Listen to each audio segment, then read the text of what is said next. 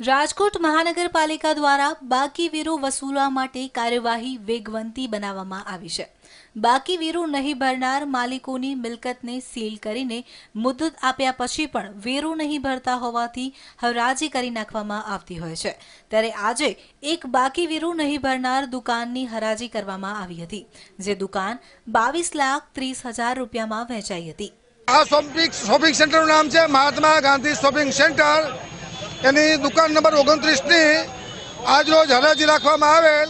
હરાજીમાં કુલ 23 આસામીઓ ભાગ લીધેલ। હરાજીની upset price 5 lakh રૂપિયા રાખવામાં આવી હતી। એમાં છેવટની બોલી 18 નંબરના આસામી રવિન્દ્ર પ્રભુદાસ ચાગાણીની છેવટની બોલી 22,30,000 ગ્રાહ્ય રાખવામાં આવેલ છે।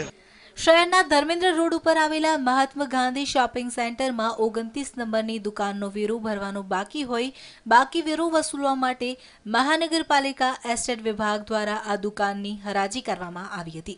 હરાજીમાં 23 આસામીઓએ ભાગ લીધો હતો। અપસેટ પ્રાઇસ 5 લાખ રૂપિયા રાખવામાં આવી હતી।